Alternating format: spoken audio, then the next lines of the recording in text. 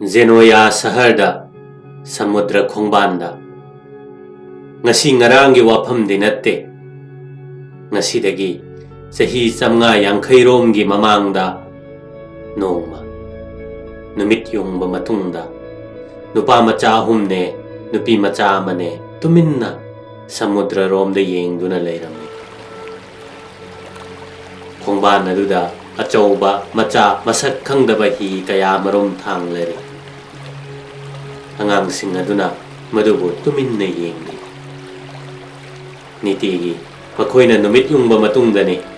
mayum thadoktuna samudra khongban sida hi yenggadabagi chelakpase ngorok ngauba pal sing aduna nungsitna yaibada hinom nomduna leiri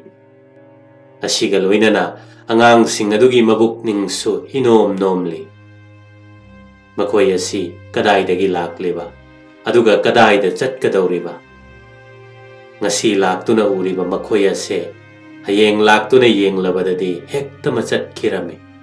kadaida chatkribano makoi adubu angang sing asigi manungda angang amana khwaidagi hen heli haraujaba hi sing aduna mabu chingbagum tawri hi sing aduna sangbanaraba paklaba ipaktagi masak hek ukhidabaga angang asigi pukning ado maduga loinana sum hektama chatki chatkriba hi adomda chagadabagum yengduna lehobani mahakti mana yengliba si ithaki pomgi marumda piklaba usek machagum hi sing aduna chatkiduna hek masak ukidriba phawbane mathang mahaki nungaijabado asum hengatjarami kari amuk haigani magi pijet chakcha phawba hihonba sing adugi pijet chakcha aduga manana selami khangninglami kadaidagino makhoi sing asina lakliba sibo aduga kadaida chatkadaba samudragi asom wangmada kari leiba tasengna ising ngaktarane ising asibu tasengnamak loiba khamba naidaba jala asom wangmada atoppa leibak kama leitraba jala hihonba sing aduga wari sanai samudragi mayaida leiba sakhangdaba desh kayagi wari ningthijakraba desh miyoi mitau phajakraba mi sing adugi aduga makhoi lamchat sajat phajaba nupa masado ngakpani madu tabada mabukning onthokna changna takhre tana mabukning da khanjarei samudragi wangmada kanano mana mabu kauribra haina asigumba haraujariba angang asigi mamingni Columbus aduga maga loinariba sing asina magi manau sing amasung machanupi amagani Italigi phawraba bandar Zenoya Saharda leiba yum amakhakni maduda phi saba makhak lerame phi saba sigi machanupa ahum aduga machanupi amani machin manaw ahum adugi mamingna mathang sitna Christopher Columbus Bartholomew amasung Diego kawi matam asida Zenoya Sahara sigi asigumlaba icham chamba phi saba sina khanjaruba phawba ngamjaramba natte madudi asigumba yumda kaida asida prithvi tangkhaya siga atopa tangkhai amaga sakhangna handuna asengba masak khangdokpada mateng panghanduna taibang asida lengdaba mingchat urong khilambani pama poklagani haibase phi sabagi machadi phi saba oigale masi mahausadagi sanarakpagum mataurei asigumba phi sabagi macha asina thoina machabu lairik laisu tamnabagi thaurang taude adubo hisab nungsab aduk tauba ngamnaba maming matha aduk iba ngamnaba asi phawbadangdi haiduna Columbus ki mapana machabu phisangda thadringaida matam kharadangi school da thajalame school da matam kharadang tamlaba matungda khwaina ure madudi angang asi khwaidagi thoidok hendok pamagul lei haibase makut onthokna phajakre madu hek ubada angang macha mani ibani haibase suktha thajade yumlon kairon nabana Columbus ki mapada hairare ꯅꯪꯒꯤ ꯅꯆꯥꯒꯤ ꯃꯈꯨꯠ ꯐꯖꯕ ꯃꯇꯧ ꯑꯁꯤꯅ ꯎꯕꯗꯤ ꯁꯣꯏꯔꯣꯏ ꯃꯍꯥꯛ ꯑꯁꯦ ꯑꯆꯧꯕ ꯅꯨꯄꯥ ꯑꯃ ꯑꯣꯏꯔꯒꯗꯕꯅꯤ꯫ ꯀꯂꯝꯕꯁ ꯆꯨꯝꯅ ꯃꯈꯨꯠ ꯐꯖꯕꯇ ꯅꯠꯇꯅ ꯑꯪꯀ ꯌꯥꯝꯅ ꯍꯩ꯫ ꯂꯥꯏ ꯌꯦꯛꯄꯅ ꯆꯤꯡꯕꯗꯁꯨ ꯑꯉꯥꯡ ꯈꯨꯗꯤꯡꯃꯛꯇꯒꯤ ꯃꯍꯥꯛꯅ ꯆꯪꯈꯣꯜꯂꯤ꯫ ꯃꯇꯝ ꯑꯗꯨꯗ ꯅꯤꯡꯊꯤꯅ ꯂꯥꯏꯔꯤꯛ ꯂꯥꯏꯁꯨ ꯇꯝꯕ ꯄꯥꯝꯂꯕ ꯃꯤꯑꯣꯏꯅ ꯂꯦꯇꯤꯟ ꯂꯣꯟ ꯇꯝꯒꯗꯕꯅꯤ꯫ ꯃꯔꯝꯗꯤ ꯃꯇꯝ ꯑꯗꯨꯗ ꯌꯨꯔꯣꯞꯇ ꯒ꯭ꯌꯥꯟ ꯕꯤꯒ꯭ꯌꯥꯟꯒꯤ ꯑꯐꯕ ꯂꯥꯏꯔꯤꯛꯁꯤꯡ ꯍꯦꯛ ꯂꯩꯔꯤꯕꯁꯤꯡ ꯑꯗꯣ ꯂꯦꯇꯤꯟ ꯂꯣꯟꯗ ꯏꯔꯝꯕ ꯉꯥꯛꯇꯅꯤ꯫ ꯀꯂꯝꯕꯁꯅ ꯑꯁꯨꯛ ꯑꯉꯥꯡ ꯑꯣꯏꯔꯤꯉꯩꯗ ꯂꯦꯇꯤꯟ ꯂꯣꯟꯕꯨ ꯐꯖꯅ ꯍꯩꯗꯣꯛꯈꯤ, ꯃꯗꯨ ꯎꯕꯗ ꯑꯍꯟ ꯐꯥꯎꯕꯅ ꯄꯨꯡꯉꯛ ꯉꯛꯅꯈꯤ꯫ ꯑꯉꯥꯡ ꯑꯣꯏꯔꯤꯉꯩꯗꯒꯤ ꯖꯦꯅꯣꯌꯥ ꯕꯟꯗꯔꯗ ꯖꯍꯥꯖꯁꯤꯡꯅ ꯂꯥꯛꯄ ꯆꯠꯈꯤꯕ ꯌꯦꯡꯅ ꯌꯦꯡꯅ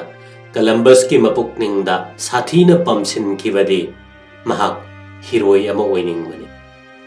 ꯍꯤꯔꯣꯏꯁꯤꯡꯗꯨꯒꯤ ꯃꯇꯧꯒꯨꯝ ꯃꯍꯥꯛꯁꯨ ꯁꯃꯨꯗ꯭ꯔ ꯈꯣꯡꯕꯥꯟꯗ ꯀꯣꯏꯅ ꯆꯠꯄꯅꯤ꯫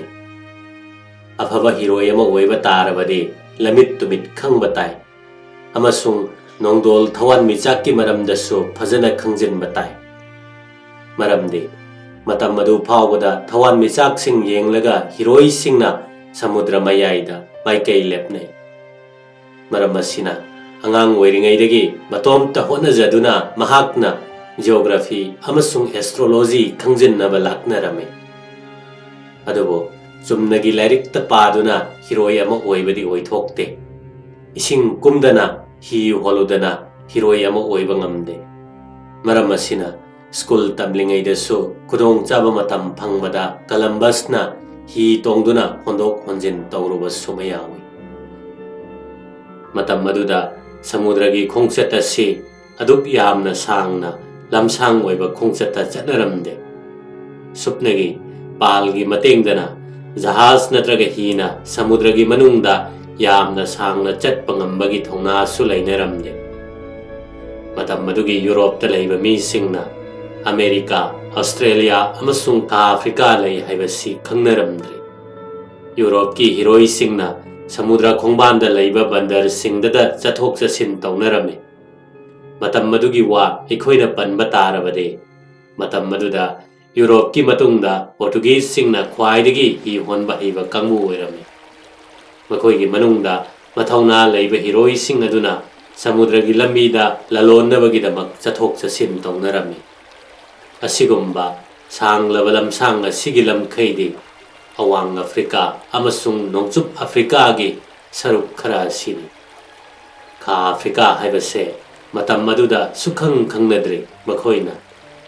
ꯍꯥꯏꯔꯤꯕ ꯁꯥꯡꯂꯕ ꯂꯝꯁꯥꯡ ꯑꯁꯤꯗꯒꯤ ꯍꯦꯛ ꯑꯔꯥꯞꯄꯁꯤꯡ ꯑꯗꯣ ꯃꯈꯣꯏꯒꯤ ꯃꯅꯨꯡꯗ ꯑꯌꯥꯝꯕꯗꯤ ꯑꯃꯨꯛ ꯍꯟꯈꯤꯗꯕ ꯉꯥꯛꯇꯅꯤ꯫ ꯃꯔꯝ ꯑꯁꯤꯗꯒꯤ ꯑꯆꯝꯕ ꯍꯤꯔꯣꯏꯁꯤꯡꯅ ꯊꯣꯏꯅ ꯄꯪꯂꯥꯞ ꯂꯥꯞꯅ ꯆꯠꯀꯦ ꯍꯥꯏꯕꯒꯤ ꯃꯊꯧꯅꯥ ꯄꯣꯛꯂꯝꯗꯦ꯫ ꯇꯧꯏꯒꯨꯝꯕꯁꯨꯡ ꯂꯝꯃꯤꯠ ꯇꯨꯃꯤꯠ ꯅꯩꯅꯔꯒ ꯃꯇꯝ ꯑꯗꯨꯗ ꯕꯩꯒ꯭ꯌꯥꯅꯤꯛꯁꯤꯡꯒꯤ ꯃꯔꯛꯇꯒꯤ ꯀꯥꯡꯕꯨ ꯑꯃꯅ ꯑꯁꯨꯝꯅ ꯍꯥꯏꯅꯕ ꯍꯧꯔꯛꯂꯦ ꯃꯗꯨꯗꯤ ꯄ꯭ꯔꯤꯊꯤꯕꯤ ꯑꯁꯦ ꯇꯨꯝꯄꯛ ꯇꯨꯝꯃꯤ꯫ ꯍꯥꯟꯅꯒꯤ ꯃꯤꯁꯤꯡꯅ ꯊꯥꯖꯅꯔꯤꯕꯅ ꯑꯩꯈꯣꯏꯒꯤ ꯄ꯭ꯔꯤꯊꯤꯕꯤ ꯑꯁꯦ ꯑꯄꯥꯛꯄ ꯆꯦ ꯃꯀꯛ ꯑꯃꯒꯨꯝꯕꯅꯤ, ꯏꯄꯥꯛ ꯄꯥꯛꯄ꯫ ꯇꯧꯏꯒꯨꯝꯕꯁꯨꯡ ꯃꯊꯪ ꯃꯊꯪ ꯃꯤꯁꯤꯡꯒꯤ ꯃꯕꯨꯛꯇ ꯊꯥꯖꯕꯁꯤ ꯍꯣꯡꯅꯔꯛꯂꯦ꯫ ꯕꯩꯒ꯭ꯌꯥꯅꯤꯛꯁꯤꯡꯅ ꯑꯃꯒꯤ ꯃꯊꯪꯗ ꯑꯃ, ꯑꯃꯒꯤ ꯃꯊꯪꯗ ꯑꯃ ꯑꯁꯨꯝ ꯄ꯭ꯔꯃꯥꯟ ꯃꯊꯪ ꯃꯊꯪ ꯐꯪꯅꯔꯛꯂꯦ꯫ ꯃꯈꯣꯏꯅ ꯈꯪꯂꯛꯂꯦ ꯃꯗꯨꯗꯤ ꯄ꯭ꯔꯤꯊꯤꯕꯤ ꯑꯁꯦ ꯕꯣꯜꯒꯤ ꯃꯇꯧꯒꯨꯝꯅ ꯃꯇꯨꯝ ꯇꯥꯕ ꯄꯣꯠ ꯑꯃꯅꯤ꯫ ꯄ꯭ꯔꯤꯊꯤꯕꯤ ꯑꯁꯦ ꯕꯣꯜꯒꯤ ꯃꯇꯧꯒꯨꯝꯅ ꯃꯇꯨꯝ ꯇꯥꯔꯕꯗꯤ ꯁꯣꯏꯗꯅꯃꯛ ꯄ꯭ꯔꯤꯊꯤꯕꯤꯒꯤ ꯃꯐꯝ ꯑꯃꯗꯒꯤ ꯈꯣꯡꯍꯧꯗꯨꯅ ꯑꯁꯨꯝ ꯆꯨꯝꯗ꯭ꯔꯤꯡ ꯆꯠꯈ꯭ꯔꯕꯗꯤ ꯍꯥꯟꯅꯒꯤ ꯃꯐꯝꯗ ꯁꯣꯏꯗꯅ ꯊꯨꯡꯂꯒꯅꯤ꯫ ꯇꯧꯏꯒꯨꯝꯕꯁꯨꯡ ꯀꯅꯥꯅ ꯃꯗꯨ ꯊꯕꯛ ꯑꯣꯏꯅ ꯎꯠꯇꯨꯅ ꯄ꯭ꯔꯃꯥꯟ ꯇꯧꯕ ꯉꯝꯒꯗꯧꯔꯤꯕꯅꯣ? ꯑꯁꯤꯒꯨꯝꯕ ꯚꯥꯞꯅ ꯁꯥꯕ ꯄ꯭ꯔꯃꯥꯟ ꯑꯁꯤꯗ ꯊꯥꯖꯗꯨꯅ ꯀꯅꯥꯒꯤ ꯃꯊ꯭ꯋꯥꯏꯕꯨ ꯀꯠꯉꯝꯒꯗꯧꯔꯤꯕ? ꯃꯇꯝ ꯑꯁꯤꯗ ꯌꯨꯔꯣꯞꯀꯤ ꯃꯤꯁꯤꯡꯅ ꯊꯥꯖꯅꯔꯝꯕꯗꯤ ꯃꯈꯣꯏꯒꯤ ꯃꯐꯝꯗꯒꯤ ꯌꯥꯝꯅ ꯍꯦꯛ ꯂꯥꯞꯄ ꯗꯦꯁꯇꯤ ꯑꯦꯁꯤꯌꯥꯅꯤ ꯍꯥꯏꯕꯁꯤꯅꯤ꯫ ꯃꯈꯣꯏꯅ ꯊꯥꯖꯔꯝꯕꯗꯤ ꯌꯨꯔꯣꯞꯀꯤ ꯁꯃꯨꯗ꯭ꯔ ꯈꯣꯡꯕꯥꯟꯗꯒꯤ ꯃꯃꯥꯏ ꯃꯅꯤꯡ ꯄꯥꯡꯅ ꯀꯅꯥꯒꯨꯝꯕ ꯑꯃꯅ ꯑꯠꯂꯥꯟꯇꯤꯛ ꯃꯍꯥꯁꯥꯒꯔꯗ ꯆꯨꯝꯗ꯭ꯔꯤꯡ ꯆꯠꯈ꯭ꯔꯕ ꯑꯗꯨ ꯑꯣꯏꯔꯕꯗꯤ ꯁꯣꯏꯗꯅ ꯑꯦꯁꯤꯌꯥꯗ ꯊꯨꯡꯒꯅꯤ꯫ ꯃꯔꯝꯗꯤ ꯃꯇꯝ ꯑꯗꯨꯗ ꯃꯈꯣꯏꯅ ꯌꯨꯔꯣꯞ ꯑꯃꯗꯤ ꯑꯦꯁꯤꯌꯥꯒꯤ ꯃꯔꯛꯇ अमेरिका कौबा अचौबा महादेश अमा लैरी हाइबसी खंगलमद्री अयाम्बा वैज्ञानिक सिंगना इनरकपदगी मीसिंग अदुना सुप्नगी मसीदंग द मरेपनरमी मदुदी अटलांटिक महासागर वांगमदा एशिया ले तोइगुमसुंग अटलांटिक महासागर बो कनाननो लालुगदौरिबा जुग जुग कयादगी हाइरिबा अटलांटिक महासागर असिगी मनुंगी लमदांग सिंगबो मियोइबना की ख्रब मितियेंग अमने येंगदुना लाक्लिबने मखोइना किनरिबा मकी असे मरम लैतबदी नत्रि पृथ्वी की लैसा असि थादुना हाइरिबा समुद्र की इनुंगबुंग असिदा लापना चटके हाइना मथौना फन सोंगथोक्लबा मखोइ अदो असिबगी खयाता तागनी हाइबसी प्रमाण चाउना पीदुना लैरबा पोटने हाइरिबा महासागर असिगी मबुक मनुंग असिदी असिबगी अकाबुंग ओइरिबा मफमने अकनबा नोंग नुंगसित इसिंगी दाकु अमसुंग अकीबगी मसक फंगलबा इसिंगी जीवसिंगना खुलिंगबा मफम असी नोंग पोकफमने नोंगलै नुंगसित की सानफमने मफम असिगी नुंगसित्ता सिनिंगाई ओइरबा संबानबा इसिंग इनुंगबुंगदा अकीबगी मसक फंगलबा इसिंगी जीवा मखोइदिगी होंदोरकपा निंगसा सोरना हु पुरबा नुंगसित ओइना सिटलिबने मखोइना मुक्तंग कामकपदा मिनम तारबदी पुमयोत हेक्योत पंगमबने कना कनागुंबा हिरोइ सिंगना अरापदगी असिगुंबा इसिंगी जीवसिंगी ममै अमुक्तंग हाइरकपदा मखोइगी ही सिंगदो अमुक खलकपा ngamgadra कना कनागुंबा हिरोइ सिंगना नोंजु थादा नोंगलुम चुपके तानरिबा इथक्की मतोल उबदा ममिंग खंगद्रिबा मफमगी लमदम यौनिंगबगी आशा थादो उ हाइबगी इंगितने मखोइना हाइरकपदो अदुगा अमुक कना कनागुंबा मथौना लैरबा हिरोइ सिंगना खलमे पृथ्वी न मतुम ताद्रबदे चेबांगुमना लैतेम मानरबदे सोइदना खरा लापना चटलगा सेमनागे अरोइबा अमदी लाकनी मफम अदुदा जहाज असि कदाइदनो अमदी सोइदना ताखिगनी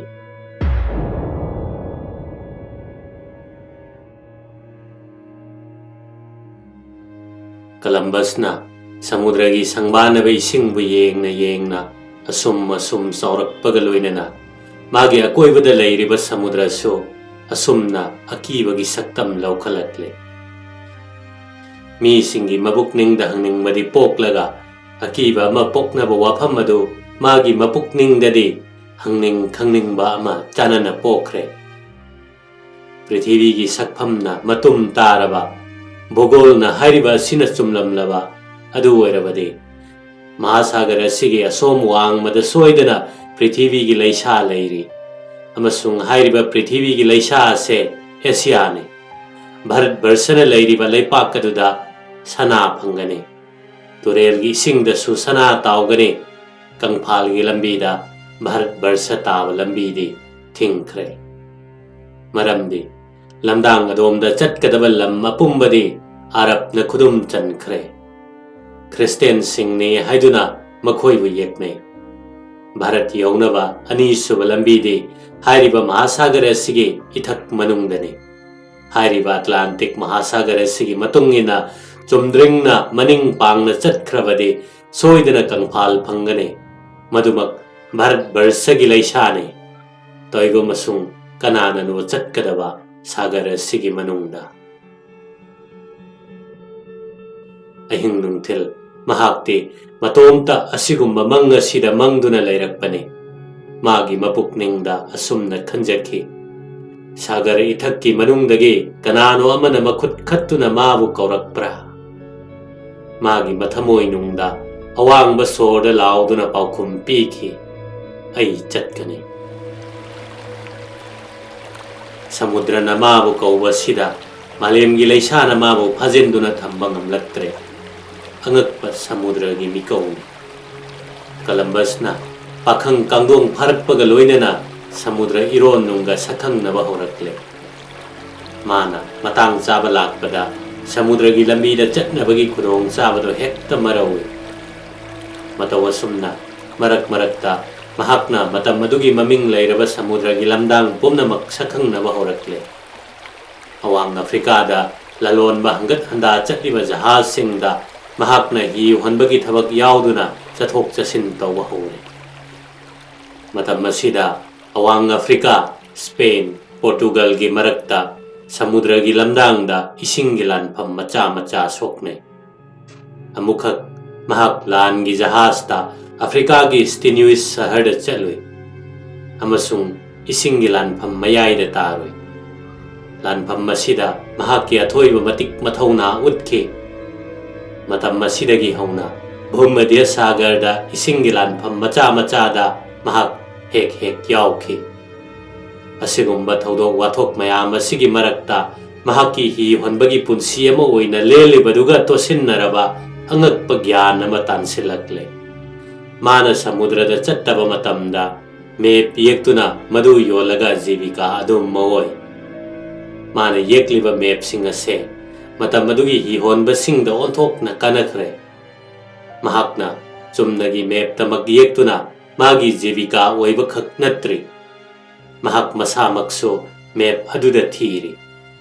असिगुम्बा समुद्र इपाक इरोनुंगदा करम्बनो खंद्रिबा अनौबा पृथ्वी पुथोक्सिगे हाइना असुमना मेप येकना मागी निंगसिंगलिबा सिंगी वाफम मदो मयेक सेंगना खंजिलक्पगुम तौरी मदुदी अटलांटिक महासागर की मतुंगिना मनिंगलोमदा चुमना हेक मचटख्रबदे सोइदना लेबाक लेशा फंगबा ngamgani मतम मसिदा महक समुद्र की लमदांगदा अमुक्तंग आइसलैंड चलमे हारिबा आइसलैंड असिदा लाकपदा तसेंगनमक महक की वासक्कदो मरा चेसिन बहेंगतख्रे मरमदे आइसलैंड लाकपसिदा महकना मफम असिगी हौखिबा वारीसिंगदा देश असिगी थाइनगी ओइबा इथक इपोमदा सनखिबा मथौना लैरिबा मियोइसिंगी वारीबो फजना ताबा फंखि अमसुंग असिगुम्बा थाइनगी हिगी खोंसत वारीसिंग थिजिनबदा अमसुंग पाबदा महकना खंगले मदुदी मतम अमदा इतिहास के अंगनबा जुगता यूरोप का अतई महादेश का तीनरमी हाइबा मतुंगदा मतम यावल मतुंगिना हारिबा देश अनि असिगी मरक्ता हारिबा अटलांटिक महासागर असिना चाउना खैदोकनबा अमा ओइना सेमख्रिबनी अदुगी मतुंगददी महादेश अनि असि अमुक्त सुनखिद्रबनी मरक मरक्ता समुद्र इपाकी वांगमदगी उसेक्सिंग पाइरक्पा यावे मखोइगी मखोंगदा ई वांगमगी लेपाक पक्पा यावरे हारिबा लेपाक असिगे लोइनना अपिक अपिकपा हैलेगी मरुसु यावरे यूरोप की लेबाकता असुमना पाइरक्पा उसेक्सिंग मखोंगदा यावरक्पा हैलेगी मरु अदु तादुना हौरे मीसिंगना मधु ngaktuna samudra gi i wang madom da onduna ngakne yengnakhi marak marakta mahakna asigumba wari taba phange madudi mana khangbadi England amadi France ki samudra khongban gi mi singna uba phange samudra gi isingda achau achau upal sing kadai dagino tawraktuna khongban da thengne matam mayam badasu asigumba ithakta tawrakliba u gi mathakta मसक खंगदबा उसेक संगु संगु तोंगदुना Europe असिदा लाई Iceland लाकपदा कलम्बसना बियारनी life की worry सुतारे जुग जुग कया की ममांगदा मखोइना अनौबा देश कया थीबा फंखे मतम मदु फावबा Iceland की कवि सिंगना मखोइ की मिंगचत उरोंग की वाफमबो सक सकतुना मखोइबु सीबा नाइहंदे असिगुम्बा ज्ञान कया सिदगे कलम्बस की मबुकनिंगदा मथंग मथंग थाजबा सुम हेंगलकले सोइदना महासागर असिगी वांगमदा देश अमा लैरे तोइगुमसुंग महक्ति लाइरबने मतेंग पंगबिनबा लैत्रबा कनाना मागी मवा ताबिगनी मी अदुगी मफमदा मागी असिगुम्बा वासिंग असि हेक हाइरुबदा महक्पु अंगौबनी हाइदुना हेक्ता तांथोक पिरक्कदबदु महक खंगे मतम मदुदा पोर्टुगल असिमक यूरोप की मनुंगदा ख्वाइदगी हेना हिगी महै हैबा मफमने पोर्टुगल की निंगथौ सगैदा हेनरी कौबा निंगथौ मचा अमा पोक्लमे मागी मपुंसी अपुंबा हिगी महैगी ता होनखिबने महकना होनखिबदुगी महै ओइना अमसुंग मागी थविनसिनना पोर्टुगल की हीरोइ सिंगना मतम मदुदा अराप अरापदा लैबा समुद्र की इथक इपो मनुंगदा ताउदुना लैरिबा सखंद्रिबा मफम कया पुथोख्रिबने हिगी महै तमनबा महकना मसागी मरलना अचौबा कॉलेज अमा लिंखतखे हाइरिबा ꯍꯤꯒꯤ ꯃꯍꯩꯒꯤ ꯀꯣꯂꯦꯖ ꯑꯁꯤ ꯃꯇꯝ ꯑꯁꯤꯗ ꯌꯨꯔꯣꯞꯀꯤ ꯃꯅꯨꯡꯗ ꯑꯣꯟꯊꯣꯛꯅ ꯐꯥꯎꯈ꯭ꯔꯦ꯫ ꯃꯥꯒꯤ ꯍꯣꯠꯅꯖꯃꯟꯒꯤ ꯃꯍꯩꯅ ꯏꯇꯤꯍꯥꯁꯇ ꯃꯥꯒꯤ ꯃꯃꯤꯡꯕꯨ ꯄ꯭ꯔꯤꯟꯁ ꯍꯦꯅꯔꯤ ꯗ ꯅꯦꯚꯤꯒꯦꯇꯔ ꯍꯥꯏꯅ ꯈꯪꯅꯔꯤ꯫ ꯀꯂꯝꯕꯁꯅ ꯃꯥꯅ ꯄꯣꯛꯐꯝ ꯂꯝꯗꯝꯗꯒꯤ ꯀꯔꯤꯒꯨꯝꯕ ꯄꯨꯛꯅꯤꯡ ꯊꯧꯒꯠꯄ ꯑꯃꯠꯇ ꯐꯪꯗꯕꯗꯒꯤ ꯄꯣꯔꯇꯨꯒꯜꯗ ꯆꯠꯇꯨꯅ ꯂꯩꯔꯨꯒꯦ ꯍꯥꯏꯅ ꯅꯤꯡꯂꯩ꯫ ꯄꯣꯔꯇꯨꯒꯜꯒꯤ ꯍꯤꯒꯤ ꯃꯍꯩꯗ ꯐꯥꯎꯔꯕ ꯁꯤꯃꯛꯇꯅ ꯃꯥꯕꯨ ꯆꯤꯡꯈꯤꯕꯅꯤ꯫ ꯃꯔꯝ ꯑꯁꯤꯗꯒꯤ ꯃꯍꯥꯛ ꯑꯁꯦ ꯃꯥꯒꯤ ꯄꯣꯛꯅꯐꯝ ꯂꯝꯗꯝ ꯊꯥꯗꯣꯛꯇꯨꯅ ꯄꯣꯔꯇꯨꯒꯜꯗ ꯆꯠꯂꯒ ꯃꯥꯒꯤ ꯑꯅꯤꯡꯕ ꯑꯄꯥꯝꯕꯕꯨ ꯁꯣꯏꯗꯅ ꯁꯧꯒꯠꯄꯤꯒꯅꯤ ꯍꯥꯏꯅ ꯂꯦꯞꯆꯈꯤ꯫ ꯄꯣꯔꯇꯨꯒꯜꯗ ꯃꯍꯥꯛꯅ ꯂꯥꯛꯂꯕꯗ ꯃꯥꯒꯤ ꯄꯨꯟꯁꯤꯗ ꯑꯐꯕ ꯃꯔꯥꯏꯕꯛ ꯍꯥꯏꯕ ꯑꯗꯨꯃꯛ ꯑꯣꯏꯔꯦ꯫ ꯄꯣꯔꯇꯨꯒꯜꯒꯤ ꯀꯣꯅꯨꯡ ꯂꯤꯁꯕꯟ ꯁꯍꯔꯗ ꯂꯥꯛꯇꯨꯅ ꯃꯍꯥꯛꯅ ꯃꯐꯝ ꯑꯁꯤꯗ ꯂꯩꯕ ꯁꯥꯒꯩ ꯖꯥꯠ ꯐꯔꯕ ꯏꯅꯥꯛ ꯈꯨꯜꯂꯕ ꯑꯃꯒꯤ ꯃꯆꯥꯅꯨꯄꯤꯒ ꯂꯨꯍꯣꯡꯂꯦ꯫ ꯍꯥꯏꯔꯤꯕ ꯂꯨꯍꯣꯡꯕꯁꯤꯗꯒꯤ ꯃꯥꯒꯤ ꯑꯣꯟꯊꯣꯛꯅ ꯀꯥꯟꯅꯕ ꯐꯪꯈ꯭ꯔꯦ꯫ ꯄꯣꯔꯇꯨꯒꯜꯒꯤ ꯑꯆꯧ ꯑꯁꯥꯡ ꯀꯌꯥꯒ ꯃꯥꯒ ꯁꯛꯈꯪ ꯃꯥꯏꯈꯪꯅꯔꯦ ꯑꯃꯁꯨꯡ ꯃꯐꯝ ꯑꯁꯤꯒꯤ ꯑꯊꯣꯏ ꯑꯊꯣꯏꯕ ꯍꯤꯔꯣꯏꯁꯤꯡ ꯍꯤꯒꯤ ꯃꯍꯩ ꯇꯝꯐꯝ ꯀꯣꯂꯦꯖꯇ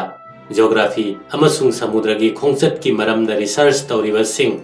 ꯃꯈꯣꯏ ꯑꯗꯨꯒꯁꯨ ꯃꯍꯥꯛꯀ ꯁꯛꯈꯪ ꯃꯥꯏꯈꯪꯅꯔꯦ꯫ ꯂꯤꯁꯕꯟ ꯁꯍꯔꯗ ꯂꯥꯛꯂꯕꯗ ꯃꯍꯥꯛꯅ ꯃꯉꯣꯟꯗꯒꯤ ꯍꯥꯟꯅ ꯆꯠꯈ꯭ꯔꯕ ꯂꯝꯌꯥꯟꯕꯁꯤꯡ ꯑꯗꯨꯒꯤ ꯂꯝ ꯀꯣꯏꯕꯒꯤ ꯋꯥꯔꯤ ꯀꯌꯥ ꯇꯝꯕ ꯍꯧꯈꯤ꯫ ꯂꯝꯂꯥꯟꯕꯁꯤꯡꯅ ꯃꯈꯣꯏꯒꯤ ꯃꯃꯥꯡꯗ ꯑꯆꯥꯄꯣꯠ ꯊꯝꯂꯝꯂꯕꯗ ꯍꯔꯥꯎꯅ ꯆꯥꯕꯒꯨꯝ ꯀꯂꯝꯕꯁꯅ ꯃꯥꯅ ꯄꯥꯝꯖꯕ ꯂꯝ ꯀꯣꯏꯕꯁꯤꯡꯒꯤ ꯋꯥꯔꯤꯁꯤꯡ ꯑꯗꯨꯕꯨ ꯇꯝꯁꯤꯟꯖꯩ ꯄꯥꯝꯅ꯫ ꯑꯉꯥꯡ ꯄꯤꯁꯛ ꯑꯣꯏꯔꯤꯉꯩꯗꯒꯤ ꯃꯄꯨꯛꯅꯤꯡꯗ ꯐꯥꯎꯔꯛꯄ ꯃꯪꯂꯥꯟ ꯑꯗꯨꯕꯨ ꯃꯥꯅ ꯅꯤꯡꯊꯤꯅ ꯌꯣꯛꯈꯠꯆꯔꯛꯄꯅꯤ꯫ ꯄꯣꯔꯇꯨꯒꯜꯅ ꯃꯥꯒꯤ ꯑꯁꯤꯒꯨꯝꯂꯕ ꯃꯪꯂꯥꯟꯕꯨ ꯃꯪꯐꯥꯎꯅꯅꯕꯒꯤ ꯃꯨꯔꯇꯤ ꯑꯃ ꯁꯥꯒꯠꯍꯟꯕꯤꯔꯦ꯫ ꯃꯍꯥꯛꯅ ꯃꯌꯨꯝꯗ ꯐꯝꯗꯨꯅ ꯅꯣꯡꯃꯒꯤ ꯃꯊꯪꯗ ꯅꯣꯡꯃ ꯑꯁꯨꯝ ꯑꯠꯂꯥꯟꯇꯤꯛ ꯈꯣꯡꯆꯠꯀꯤ ꯄ꯭ꯂꯥꯟ ꯑꯃ ꯁꯦꯝꯒꯠꯆꯕ ꯍꯧꯔꯛꯂꯝꯃꯤ꯫ ꯍꯥꯏꯔꯤꯕ ꯃꯇꯝ ꯑꯁꯤꯗꯤ ꯂꯥꯏꯔꯤꯛꯇ ꯑꯏꯕ ꯑꯣꯏꯅ ꯂꯩꯕ ꯃꯍꯩꯗꯤ ꯍꯧꯖꯤꯛꯀꯤ ꯑꯁꯤꯒꯨꯝꯅ ꯆꯥꯎꯈꯠꯇ꯭ꯔꯤ꯫ ꯃꯇꯝ ꯑꯗꯨꯗ ꯂꯥꯏꯔꯤꯛꯇ ꯂꯩꯕ ꯃꯍꯩꯁꯨ ꯑꯗꯨꯛ ꯍꯛꯅ ꯄꯪꯍꯣꯡ ꯍꯣꯡꯂꯝꯗ꯭ꯔꯤ꯫ ꯃꯇꯝ ꯑꯗꯨꯒꯤ ꯃꯍꯩꯗꯤ ꯒ꯭ꯌꯥꯅꯤ ꯑꯃꯗꯤ ꯁꯃꯨꯗ꯭ꯔ ꯂꯝꯕꯤꯒꯤ ꯂꯝꯗꯥꯡ ꯆꯠꯂꯨꯔꯕꯁꯤꯡꯒꯤ ꯃꯄꯨꯛꯅꯤꯡꯗ ꯂꯩꯔꯝꯃꯤ꯫ ꯃꯈꯣꯏ ꯑꯗꯨꯅ ꯂꯩꯕ ꯃꯐꯝꯗ ꯆꯠꯇꯨꯅ ꯃꯍꯥꯛꯅ ꯃꯈꯣꯏꯒꯤ ꯁꯤꯁ꯭ꯌ ꯑꯣꯏꯔꯨꯏ꯫ ꯑꯁꯨꯝꯅ ꯃꯍꯥꯛꯅ ꯍꯤꯒꯤ ꯂꯧꯁꯤꯡꯗ ꯈꯪꯖꯤꯟꯕ ꯍꯧꯔꯛꯂꯝꯃꯤ꯫ ꯊꯣꯏꯗꯣꯛꯅ ꯍꯥꯏꯔꯕꯗ ꯃꯇꯝ ꯑꯗꯨꯗ ꯖꯤꯑꯣꯒ꯭ꯔꯥꯐꯤꯒꯤ ꯃꯍꯩꯗꯤ ꯑꯣꯟꯊꯣꯛꯅ ꯅꯧꯔꯤꯕ ꯃꯇꯝꯅꯤ꯫ ꯑꯐꯕ ꯃꯦꯞ ꯑꯃꯠꯇ ꯐꯪꯕ ꯉꯝꯂꯝꯗꯦ꯫ ꯀꯂꯝꯕꯁꯅ ꯑꯈꯪ ꯑꯍꯩꯁꯤꯡꯒꯤ ꯃꯐꯝꯗ ꯀꯣꯏꯅ ꯆꯠꯇꯨꯅ ꯎꯅꯕ ꯍꯧꯔꯛꯂꯦ꯫ ꯃꯈꯣꯏ ꯈꯨꯗꯤꯡꯃꯛꯇ ꯑꯦꯁꯤꯌꯥꯒꯤ ꯃꯔꯤ ꯃꯈꯣꯡ ꯍꯪꯖꯔꯦ꯫ ꯃꯌꯥꯝ ꯑꯗꯨꯅ ꯑꯦꯁꯤꯌꯥꯒꯤ ꯃꯔꯝꯗ ꯍꯦꯛ ꯍꯦꯛ ꯍꯥꯏꯔꯛꯄ ꯋꯥꯐꯝꯗꯒꯤ ꯈꯪꯕꯗꯤ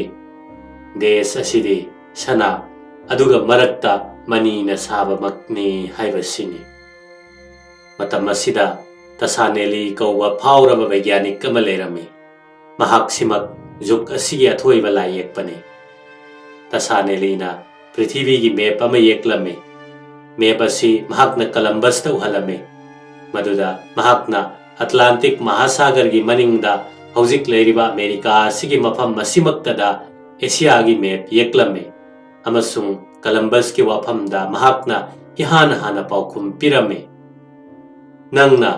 ꯑꯠꯂꯥꯟꯇꯤꯛ ꯃꯍꯥꯁꯥꯒꯔ ꯑꯁꯤꯒꯤ ꯃꯇꯨꯡ ꯏꯟꯅ ꯑꯁꯨꯝ ꯃꯅꯤꯡ ꯄꯥꯡꯅ ꯆꯨꯝꯗ꯭ꯔꯤꯡ ꯆꯠꯈ꯭ꯔꯣ꯫ ꯑꯗꯨ ꯑꯣꯏꯔꯕꯗꯤ ꯁꯣꯏꯗꯅ ꯅꯪꯅ ꯂꯩꯕꯥꯛ ꯂꯩꯁꯥ ꯐꯪꯒꯅꯤ꯫ ꯃꯗꯨꯃꯛ ꯆꯤꯟ ꯅꯠꯇ꯭ꯔꯒ ꯚꯥꯔꯠ ꯚꯔꯁ ꯑꯣꯏꯒꯅꯤ꯫ ꯃꯍꯥꯛ ꯃꯇꯣꯝꯇꯅ ꯀꯂꯝꯕꯁꯀꯤ ꯋꯥꯐꯝꯕꯨ ꯇꯥꯕꯤꯔꯒ ꯃꯥꯕꯨ ꯄꯨꯛꯅꯤꯡ ꯊꯧꯒꯠꯄꯤꯗꯨꯅ ꯍꯥꯏꯔꯛꯏ, ꯅꯪꯅ ꯇꯧꯅꯤꯡꯉꯤꯕ ꯊꯕꯛ ꯑꯗꯨ ꯇꯧꯕ ꯇꯥꯔꯕꯗꯤ ꯃꯤꯅ ꯉꯝꯅꯗ꯭ꯔꯕ ꯅꯊꯧꯅꯥꯗꯤ ꯗꯔꯀꯥꯔꯅꯤ꯫ ꯑꯁꯤꯕꯕꯨ ꯉꯝꯐꯕ ꯄꯣꯟꯊꯥ ꯑꯃ ꯊꯥꯕ ꯇꯥꯏ꯫ ꯑꯗꯨꯒ ꯄꯣꯔꯇꯨꯒꯜꯒꯤ ꯑꯁꯤꯒꯨꯝꯕ ꯃꯤꯑꯣꯏ ꯑꯃ ꯋꯥꯠꯂꯤꯕꯁꯤ ꯃꯦꯟꯁꯤꯟꯕ ꯉꯝꯒꯅꯤ꯫ ꯇꯁꯥꯅꯦꯂꯤꯒꯤ ꯊꯥꯒꯠ ꯋꯥꯍꯩꯗꯒꯤ ꯀꯂꯝꯕꯁꯅ ꯈꯟꯖꯈꯤ, ꯄꯨꯟꯁꯤ ꯑꯁꯤꯒꯤ ꯑꯇꯣꯞꯄ ꯄꯥꯝꯕꯩ ꯑꯃ ꯂꯩꯇꯦ, ꯄꯥꯟꯗꯝꯐꯝ ꯑꯃꯁꯨ ꯊꯝꯗꯦ, ꯊꯣꯛꯄ ꯑꯃ ꯇꯧꯗꯨꯅ ꯁꯃꯨꯗ꯭ꯔꯒꯤ ꯂꯝꯗꯥꯡꯗ ꯆꯠꯂꯒ ꯚꯥꯔꯠ ꯚꯔꯁꯗ ꯊꯨꯡꯂꯨꯕ꯫ ꯅꯨꯃꯤꯠ ꯑꯁꯤꯒꯤ ꯋꯥꯈꯜ ꯑꯁꯤꯗ ꯑꯁꯨꯝ ꯆꯨꯝꯗ꯭ꯔꯤꯡ ꯈꯟꯈ꯭ꯔꯦ꯫ ꯍꯥꯏꯔꯤꯕ ꯋꯥꯈꯜ ꯑꯁꯤꯗꯒꯤ ꯃꯥꯒꯤ ꯅꯤꯡꯁꯤꯡ ꯄꯥꯡꯒꯜ ꯑꯗꯣ ꯁꯨꯛꯊꯠ ꯊꯥꯗꯠꯄ ꯉꯝꯈꯤꯗ꯭ꯔꯦ꯫ ꯃꯐꯝ ꯑꯁꯤꯗ ꯍꯤꯔꯣꯏ ꯑꯃꯇꯪ ꯍꯦꯛ ꯎꯕꯗ ꯃꯥꯕꯨ ꯀꯧꯁꯤꯜꯂꯒ mahakna wari hekta masai hangi nangna kari khangba leibage nate Atlantic Mahasagar asigi asom wang madabo lebak leibro kanagumana hairame yamna lapa mafam amada makoina urai arapada maikei lepa leige mayada leisha khongban gumba musuk muba ma ubagum tawi adubo ꯑꯩꯈꯣꯏꯅ ꯃꯅꯥꯛ ꯇꯝꯅ ꯆꯪꯁꯤꯟꯗꯨꯅ ꯌꯦꯡꯉꯨꯕꯗꯤ ꯉꯝꯃꯨꯗ꯭ꯔꯦ ꯀꯂꯝꯕꯁꯀꯤ ꯃꯄꯨꯛꯅꯤꯡꯗ ꯃꯇꯣꯝꯇ ꯍꯥꯏꯖꯩ ꯑꯣꯏꯔꯝꯕ ꯌꯥꯏ ꯃꯈꯣꯏꯒꯤ ꯃꯤꯠꯌꯦꯡꯅ ꯂꯥꯟꯈꯤꯕꯅ ꯑꯔꯥꯞꯄꯗ ꯂꯩꯕ ꯅꯣꯡ ꯃꯄꯩꯗꯣ ꯂꯩꯄꯥꯛ ꯂꯩꯁꯥ ꯑꯣꯏꯔꯕꯣꯏ ꯅꯤꯡꯕꯅꯤ ꯀꯅꯥꯒꯨꯝꯕ ꯑꯍꯜ ꯑꯣꯏꯔꯕ ꯍꯤꯍꯣꯟꯕ ꯑꯃꯒ ꯃꯥꯒ ꯋꯥꯔꯤ ꯁꯥꯟꯅꯕꯗ ꯃꯍꯥꯛꯅ ꯍꯥꯏꯈꯤꯕꯗꯤ ꯁꯃꯨꯗ꯭ꯔꯒꯤ ꯏꯊꯛꯇ ꯃꯤ ꯑꯁꯤꯕ ꯑꯅꯤꯈꯛ ꯅꯣꯡꯃ ꯇꯥꯎꯊꯔꯛꯄ ꯎꯏ mi ani adugi masak machu fijet lakset makhoige manade tasengna pumtop toppa des amagi miyoi singne pumtop toppa jagat amagi mini makhoise kana kana gumba hi honba singa wari sanabada muk khangbade lablaba samudragi manungda sum chatpada onthokna phaja phaja khraba una singna tawrappa thengnare asigumba una singnang singadu makoigi desh ki sungnat natte lepak leisa atopa ama leitrabadabo una singnang singa si kadai degi lakadage mathang Columbus ki mapukning ado asumna chetna thajaba horakle madudi asigumba ngamkhai leitraba mahasagar asida maning pangna chumdring chatkrabade mana soidana lepak leisa ama phangba ngamgani Asia gi lepak leisa Bharat Barsha gi leisa mak Dharma chen ba mi singna isor bu tasengna thajabagum Columbus ki mapukningda Atlantic Mahasagar gi wang mada anauba desh ama leire haibasi tasengna thajarakle karigumba mana magi asigumba thajaba asibo mara tawhanba ngamlaktre hi hek honduna ithakki thumhi de irujaduna asigumba anauba desh aside hek thungluba ngamdriba phawba magi asigumba thajaruba asigi mamal karisu leite adubo asigumba pak chawraba mahasagar asi lanba tarabade maga loinana mi khara changani mi singadu hi honba haiba mitang apta oigedabane amasung magumna makhoi pumnamak adugi mapukningda thajabasi leihangadabane asigumba thajabasi tasengna thabakta onthokningbagi thauna adugi sakti leiba darkarne asigumlaba सांglaba खोंगचत असिगी ही अमदी चाना थकनबा मीगी पंगल सेलगी दरकार से चुमनगी साधारण मियोय अमना खोमजिनबदा कैदौनुंगदा ओइथोक्लरोय मरम असिना ममई थंगदा महाकना खलकले मागी सागलिबा वाखल असि पोदुना कनागी मफमदा चtsiगे हाइना